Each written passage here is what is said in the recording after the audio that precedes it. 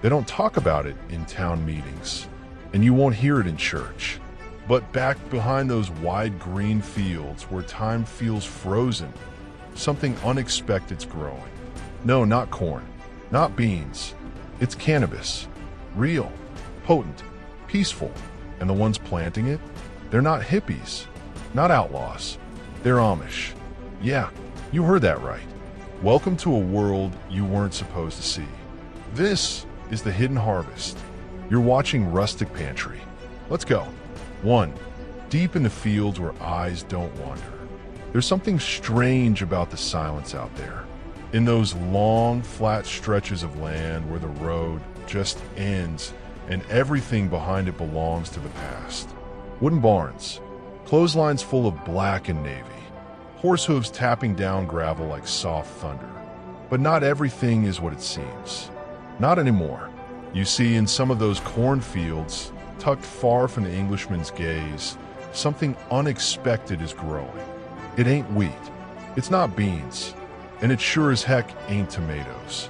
It's marijuana, real cannabis, grown with the same hands that make your jam and fix your wagon wheel. Not all Amish do it, but some, they've been doing it for years. Quietly, carefully. And the strains? You wouldn't believe. Blue Dream, Northern Lights, even Gorilla Glue No. 4. Yeah, that stuff. Not just for smoking either. Sometimes for pain, sometimes for profit, but always grown like everything else they grow, honest, patient, sacred even. No noise, no flash, just roots in dirt and secrets in the wind. 2. It wasn't about getting high. It never started with the idea of getting stoned. Not even close. That's the twist most folks miss. The first plants, the first strains, they were planted with trembling hands. Not rebellious ones. Picture a small child, shaking, seizing. Doctors had no answers, no help. But the father, he heard whispers. Oils, extracts, CBD-rich strains like Charlotte's Web. So he found seeds, slipped them into the ground behind the barn, watered them at dusk, hid them like they were contraband.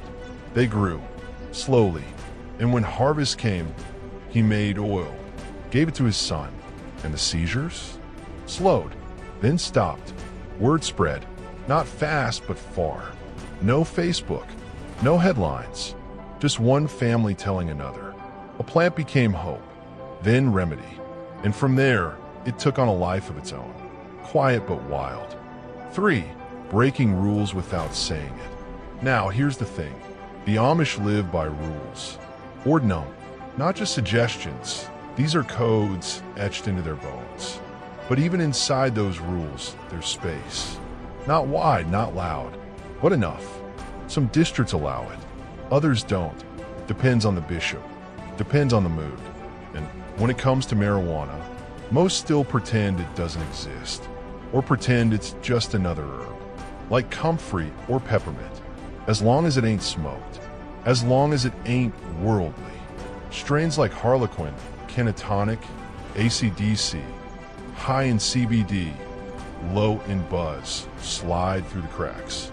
Women crush the leaves into poultices. Men use the oil for aching joints. No one calls it weed. They call it salve, or that calming leaf. You know the one.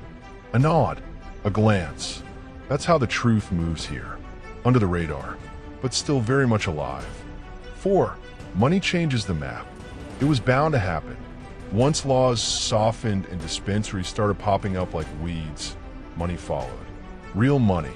And for some Amish, especially those who lived on the edge, land poor, barn broken, bills stacking, marijuana became more than medicine. It became survival, not sold in open markets, not in labeled bags, but under the table deals. Third-party contracts, quiet handshakes with Englishmen in boots and beards who talked slow and paid fast. Strains like Wedding Cake, OG Kush, Sour Diesel, grown behind sugar shacks and firewood stacks. Some families leased land, others grew themselves. And suddenly, those who once scoffed at the idea of cannabis were sitting at the dinner table, counting cash wrapped in rubber bands. 5. Soil and soul, and something deeper. There's something you notice when you touch Amish-grown weed. It smells different, not stronger, just deeper, fuller, like it remembers something. The soil's richer. No pesticides, no machines, just hands, wooden tools, ash, soap spray, sunlight, orange shadows, the way it's supposed to be. Old ways meet new buds. A strain like lamb's bread, once favored by Marley, now hanging from hooks in a barn beside onions and garlic braids. The curing process? Weeks, not rushed. No hot lamps or fans. Just wind, just time. It's a kind of respect you don't see in city grow-offs. A kind of reverence. Like every leaf matters. And maybe it does. 6. Grandmothers with green thumbs. Here's something the outside world don't get. In Amish homes, the women hold the medicine. Always have. From lavender for burns to vinegar for fevers. They know things. Passed down notebook to notebook. And now, some of them are adding cannabis to the mix. They don't call it weed. They call it balm or tea. They use remedy, lifter, electra, soft strains. High in CBD, not for fun, for function, for arthritis, menopause, anxiety. They don't sell it. They give it. Share it. Wrap in brown paper. Tie it with twine. And when you ask what's inside, they just smile. Just a little something to help you rest, they say, and it does. 7. The unspoken deals. Of course, not all of it's legal. Let's not pretend. In states where the law is gray, some Amish growers tiptoe the line. They know the risk, but they take it because the need is real. And the reward, well, it's tempting. A crop of Skywalker OG can bring in more than a year's worth of quilts. One harvest of skitless could fix a barn roof. But it's risky. Always someone watching. A drone overhead. A stranger asking questions. So they hide it. Deep in corn. In greenhouses with blacked out windows. In caves even. Yeah, real caves. You'd be surprised what you find when you walk too far off the path. 8. New generations, new ideas. The younger Amish, they see things different. The world ain't so black and white for them. Some of them read, watch things, learn. And while they still love the land, the simple life, they're not afraid to ask, why not cannabis? It's natural, grows easy, sells fast, doesn't kill. So why not? And they're experimenting, grafting, crossbreeding, creating new hybrids.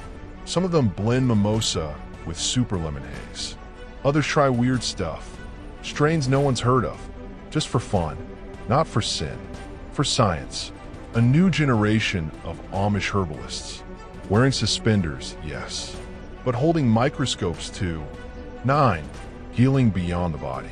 Not every strain grown by the Amish ends up in a pipe or paper.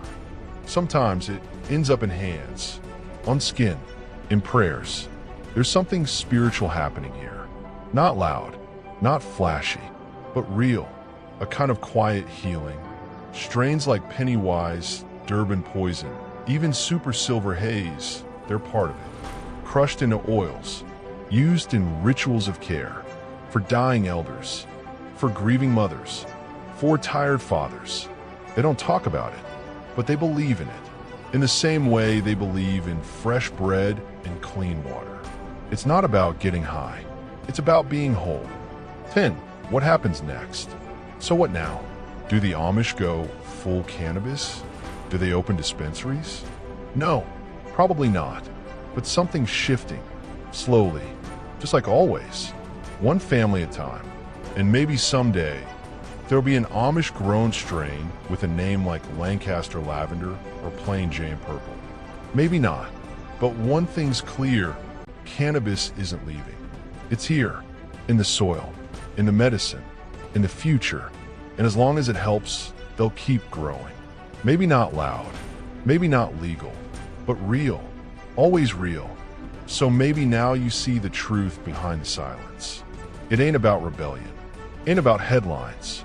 It's about healing, about heritage, about survival sometimes. And even though the world moves fast, these folks, they move steady. And if you ever hold a jar of green salve in your hands, maybe, just maybe, it came from hands that still churn butter by lantern light. Thanks for walking this quiet path with us. If you felt something, learned something, don't forget to subscribe. More untold stories, more rustic truths, right here on Rustic Pantry.